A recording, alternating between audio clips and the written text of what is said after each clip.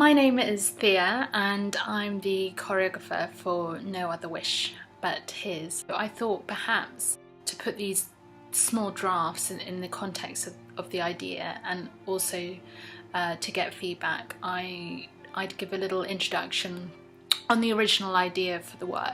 The very, very original idea started with a trip to Stratford-upon-Avon to see the RSC perform a play called Love's Sacrifice, which is by John Ford, for those of you who are interested, who wrote "'Tis a Pity She's a Whore."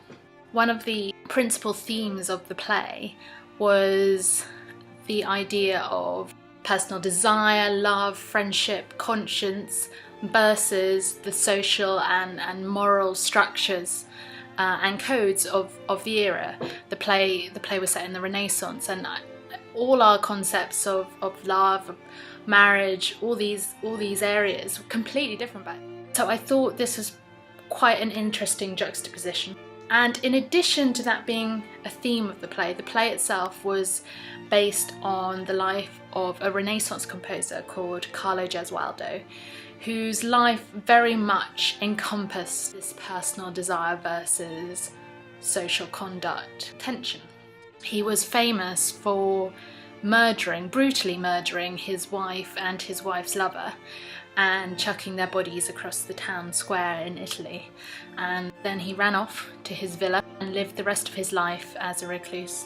Reportedly got his servants to whip him as penance, but also wrote the most beautiful, haunting madrigals that I've ever heard.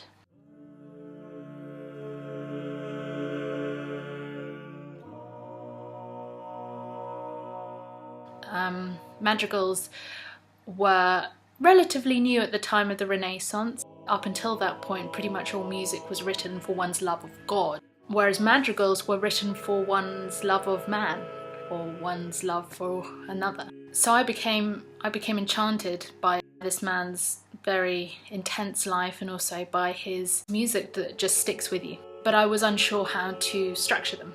So I did some more research into the Renaissance era, and I came across, as one always does when one researches the Renaissance era, Henry VIII and his wives. And I discovered that when each wife married the king, they got to create their own motto and their own emblem. And particularly the mottos were both very personal and very political to each woman, and create a lovely contrast and an immediate picture of each individual.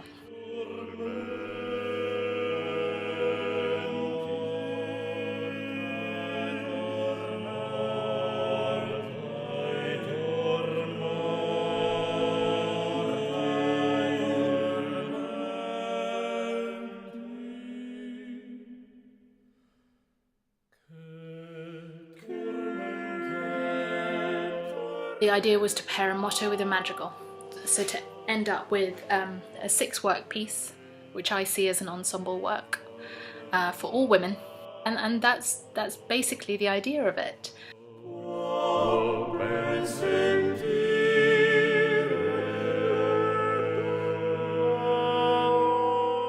How do we develop a narrative? Because although we've been just focusing on one madrigal and one movement, ideally the whole work will be 6 madrigals / mottos / movements, and there has to be a reason for moving on from one to the next. There has to be a drive.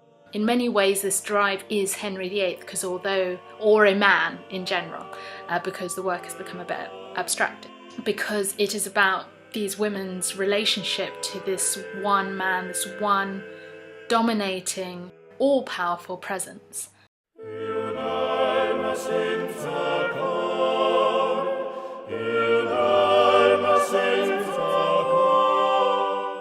The madrigal / motto that is in this research and development phase is the 5th motto, belonging to the 5th wife, No Other Wish But His, and it's a madrigal called Beauty Since You Depart, which we felt was quite appropriate for Catherine Howard, as she was one of the 2 wives who was executed by Henry VIII.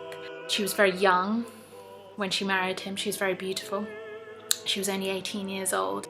There is theory that No Other Wish But His is very much a flattering, clever motto for her to have chosen for her incredibly obese and actually surprisingly insecure older husband. Catherine Howard, although she was beautiful, was also very naive, and she had affairs both before and during her marriage with Henry VIII, which ultimately led to her downfall.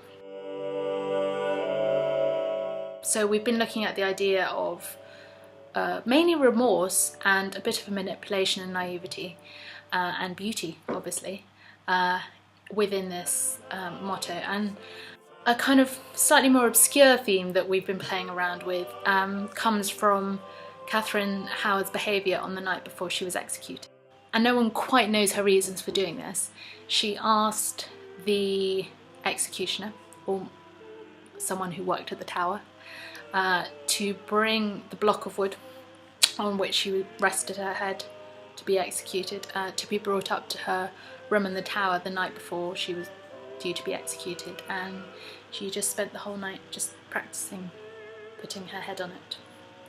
And no one's quite sure why she did that. So on that note, I'm going to let you enjoy the work that we have, and I look forward to hearing any feedback and also showing you how the piece continues to develop.